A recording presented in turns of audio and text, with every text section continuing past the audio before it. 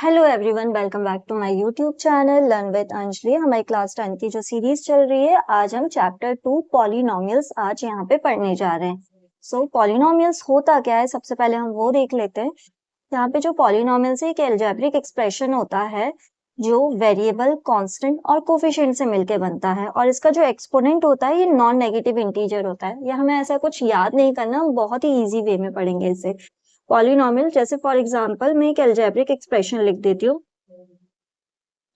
यहाँ पे मैंने लिखा 2x² प्लस y। मैंने ये एक्सप्रेशन लिखा। अलजेब्रिक एक्सप्रेशन क्या होता है? ये वेरिएबल, कांस्टेंट और कोफिशिएंट से मिलके बनता है। अब वेरिएबल्स क्या होते हैं? जो भी A to Z होते हैं हमारे अल्फाबेट्स, वो हम मैथ्स में वेरिएबल्स उनको बोला जाता है।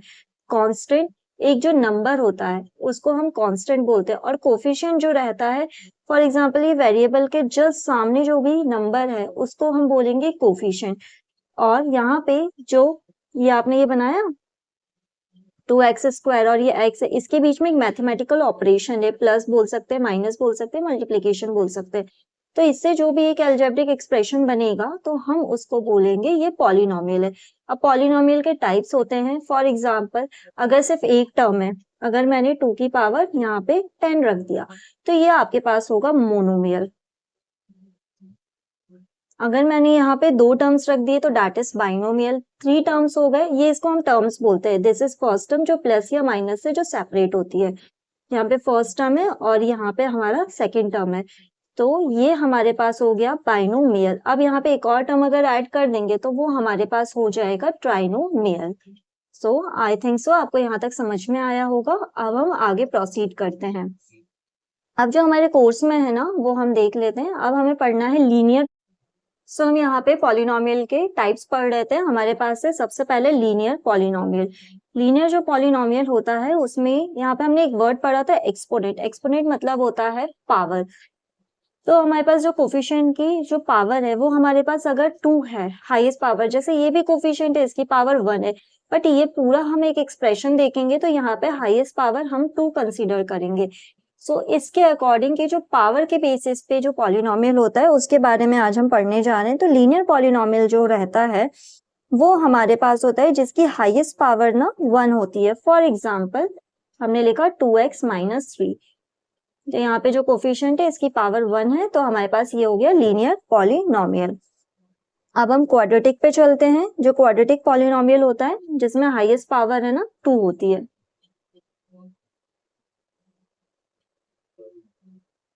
अब क्वाड्रेटिक पॉलिनोमियल है, इसका जो फॉर्म होता है ax² plus bx plus c, इस फॉर्म में होता है। ax² plus bx plus c इस फॉर्म में होता है, और यहाँ पे हाईएस्ट पावर जैसे आप देख सकते हैं 2 है। ये जरूरी नहीं है, ये आपको स्टैंडर्ड फॉर्म है। कभी कभी आपको क्वेश्चन में ये वाला जो सेकेंड टर्म है ये आपको पहले भी लिखा आ सकता है, फर्स्ट टर्म आपको लास्ट में भी लिखा आ सकता है, बट आपको अरेंज करना आना चाहिए, क्योंकि हमने प्रीवियस क्लासेस में भी सीखा है कि जो हाईएस्ट पावर वाला होता है उसको हम पहले ही लिखते हैं, तो इसलिए हमने यहाँ पे पहले लिखा है। तो हाईएस्ट पावर अगर 2 है तो वो होगा आपके पास क्वाड्रेटिक पॉलिनोमियल। अब हमारे पास थर्ड हम पढ़ लेते हैं। Third one is cubic polynomial. इसका जो फॉर्मेट होता है ax³ plus bx² plus cx plus d। तो हाईएस्ट पावर आप यहाँ पे देख सकते हैं 3। मैं क्वाड्रेटिक का एक एग्जांपल भी आपको दे देती हूँ ताकि आपको कोई भी डाउट ना रहे। 2x² plus 3x plus 5। Okay, तो हाईएस्ट पावर यहाँ पे 2 है। अब हम क्यूबिक की बात करेंगे। हाईएस्ट पावर यहाँ पे हमारे पास 3 है, तो हम इसका भी एक एग्जांपल देख लेते हैं जिसकी हाईएस्ट पावर 3 हो। x³ 3x³ हमने लिया minus 2x² plus x minus 1। अब ये जरूरी नहीं है इसमें सारे टर्म्स होंगे, कभी कभी ना ये नहीं होता है, या x वाली टर्म नहीं है, क्योंकि मे बी 0 हो सकती है, कभी कभी x² वाली टर्म नहीं है, बट ये जो x³ है अगर ये वाली टर्म अवेलेबल है तो आप उसे क्यूबिक बोलेंगे। ऐसी सेम क्वाड्रेटिक में अगर x² वाली टर्म अवेलेबल है, आपके पास टर्म्स होती है जो प्लस या माइनस से सेपरेट होती है। अभी तो मैंने पूरा प्लस कर लिया है, तो this is first term 2x², 3x आपकी सेकेंड टर्म है और 5 आपके पास थर्ड टर्म है। तो जो आपके पास टर्म है हाईएस्ट पावर 2 लेके बैठा हुआ है, तो ये आपके पास क्वाड्रेटिक पॉलिनोमियल होगा। तो हमने तीनों टाइप्स पढ़ लिए हैं, तीनों का हमने स्टैंडर्ड फॉर्म भी देख लिया है। तो अभी जो हम पढ़ेंगे ना, तो हम क्वाड्रेटिक पॉलिनोमियल पढ़ेंगे। तो आपको इसका स्टैंडर्ड फॉर्म ना बिल्कुल अच्छे से याद रखना है, ax² + bx + c। सो हम यहाँ पे अब हमारे पास जो क्वेश्चंस होते हैं वो हमें निकालना होता है। जैसे हम अभी एक्सरसाइज 2.2 पे प्रोसीड करते हैं, उसका हम पहले एक एग्जांपल देते हैं, फिर हम क्वेश्चन करते हैं।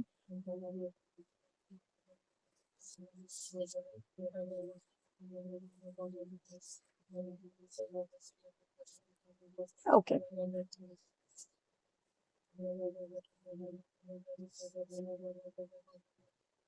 अब हमें पढ़ना होता है जीरोस ऑफ पॉलिनोमियल। अब जीरोस ऑफ पॉलिनोमियल का ये मतलब नहीं है कि पॉलिनोमियल के जीरोस कुछ करना है, जीरो प्लस इंक्लूड करना है, कुछ ऐसा कुछ नहीं है। जीरोस ऑफ पॉलिनोमियल हमें बेसिकली एक्स की जो वैल्यू है वो हमें निकालनी होती है, तो उसी के ऊपर हम बात करेंगे। तो हम एक एग्जांपल ले लेते, क्वेश्चन ले लेते हैं, उसको ही हम सॉल्व करते हैं। सो हमने एक रैंडम क्वेश्चन ले लिया है, x² - 2x - 8। अब आपके पास क्वेश्चन आएगा, हम इसके जीरोस निकाल रहे हैं। ओके, सो प्लीज ध्यान से देखिएगा, यहाँ पे हमें जीरोस निकालना है।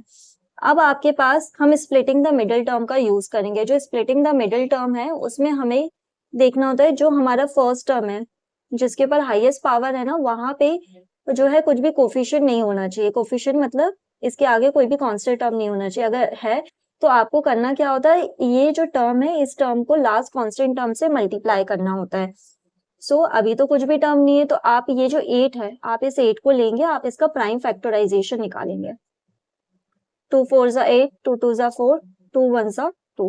सो आपने यहाँ पे प्राइम फैक्टराइजेशन निकाल लिया है। प्राइम फैक्टराइजेशन निकालने के बाद हम यूज कर रहे हैं by splitting the middle term.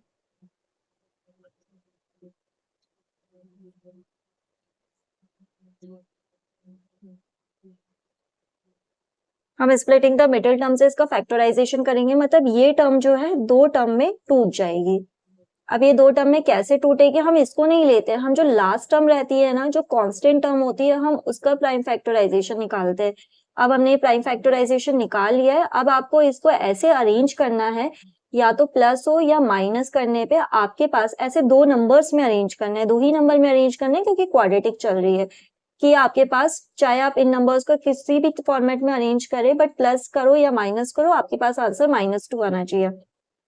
तो फॉर एग्जाम्पल 2 2 सा मैंने 4 ले लिया और ये जो है 2 बचा हुआ है, तो 4 में से 2 अगर आप माइनस करोगे तो 2 आएगा।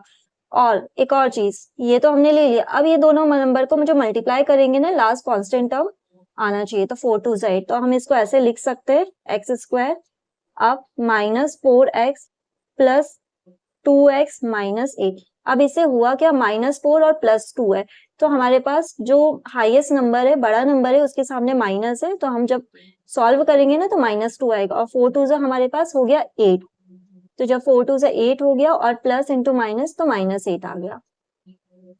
यहाँ पे हमें स्प्लिटिंग द मिडिल टर्म इस तरीके से अब हम करते हैं। अब हमें पेयर बनाने होते हैं। ये जो टर्म्स है जरूरी नहीं है आप आगे आगे जो वो टर्म्स है उसको ही ले, आप अपने तरफ से अरेंज कर सकते हैं।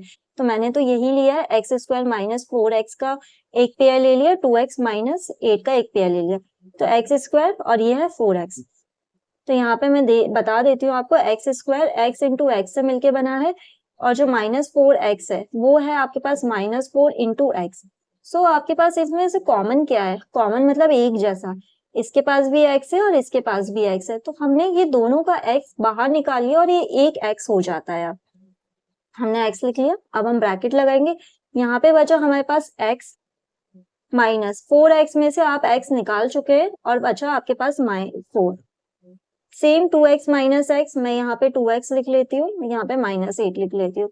अब यहाँ पे 2 होगा, कॉमा x होगा, यहाँ पे 2 2 2 मीन्स आप मल्टीप्लाई करोगे ना, 2 2 ज़ा 4, 4 2 ज़ा 8, तभी आपके पास ये आया है, और ये माइनस लगा देंगे तो आपके पास ये 2 कॉमन आ चुका है। 2 कॉमन आ चुका है, यहाँ पे x कॉमन नहीं है, सिर्फ 2 कॉमन है, तो हमने ये 2 लिख लिया। अब हमारे पास यहाँ पे बचा x, ये हमने x लिख लिया। अब आपके पास ये जो है 2 2 ज़ा आप 4, आपने लिख दिया। अब ये आपको ध्यान रखना है, जो फर्स्ट ब्रैकेट है वो सेकंड ब्रैकेट के सेम होना चाहिए। अब हमारे पास ऐसा कुछ दिख रहा है। अभी जो दो ब्रैकेट सेम है इसको हम लिख लेंगे एक बार, और आपके पास जो बचा हुआ है x+2 आप यहाँ पे ये लिख देंगे। अब आपने ये लिख चुके हैं। अब आपको x - 4 0 के इक्विवेलेंट करना है, तो x की वैल्यू जब ये 0 के पास जाएगा तो प्लस का हो जाएगा, तो x की वैल्यू आपके पास आई 4 फर्स्ट टाइम में। अब आपको सेकंड भी ऐसे ही लेना है, x+2 = 0, सो 0 के पास जाएगा तो -2। एक बार x की वैल्यू आई -2, तो हमारे पास जो फर्स्ट वैल्यू आती है वो अल्फा होता है, सेकंड वैल्यू आता है बीटा। तो जीरोस को हम, जो x की वैल्यू होती है ना, हम उसको अल्फा एंड बीटा बोलते हैं, और एक क्वाड्रेटिक है तो हमारे पास दो वैल्यूज आएंगी x की। हमारे पास दो वैल्यूज आ चुकी हैं। अब यहाँ हमें करना होता है वेरिफिकेशन।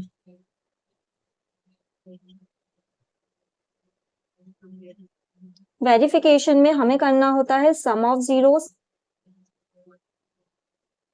सम ऑफ जीरोस में हमारे पास होता है -b/a। -b/a मतलब होता है जो कोफिशिएंट है x का, जो हमारे पास x का कोफिशिएंट है वो हमें लेना होता है, और a जो है हमारे पास x² का कोफिशिएंट है, तो -b/a। और हमारे जीरोस क्या क्या थे, हमारे पास एक था अल्फा और तो दूसरा था बीटा। तो हमने ये माइनस जो क्वेश्चन का है वो हमने लिख दिया। अब हम इक्वेशन की तरफ देखते हैं। हमारे पास जो b है वो -2 है, तो ये माइनस तो क्वेश्चन का है और हम यहाँ पे -2 लिख देंगे। ए हमारे पास क्या है, ए हमारे पास जो है यहाँ पे कुछ भी x² का कोई कोफिशिएंट नहीं है, तो हम यहाँ पे ना 1 लिखेंगे। अब हमारे पास अल्फा क्या आया था, हमारे पास अल्फा आया था 4, बीटा आया था हमारे पास -2, और ये माइनस माइनस माइनस प्लस हो चुका है, और 4 में से 2 गया 2। सो हमारा LHS RHS के इक्विवेलेंट आ चुका है, तो हमारा सम ऑफ जीरोस यहाँ पे इक्विवेलेंट आ चुका है। अब हम करेंगे प्रोडक्ट ऑफ जीरोस।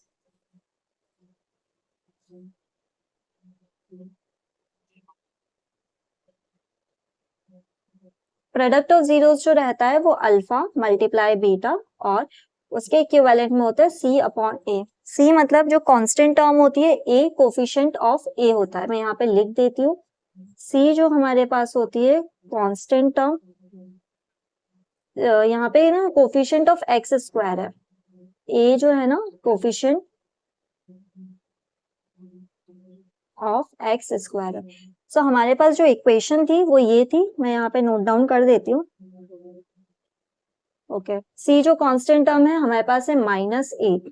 यहाँ पे माइनस नहीं लगा है ना, कोई जो आइडेंटिटी है उसका माइनस नहीं लगा है, तो हमने -8 एज इट इज ले लिया। a हमारे पास x² का कोई कोफिशिएंट नहीं है, तो हमने 1 ले लिया।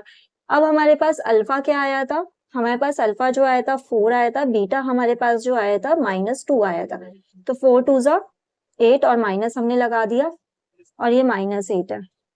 यहाँ पे भी LHS = RHS हो गया, तो हमने वेरिफिकेशन भी कंप्लीट कर लिया।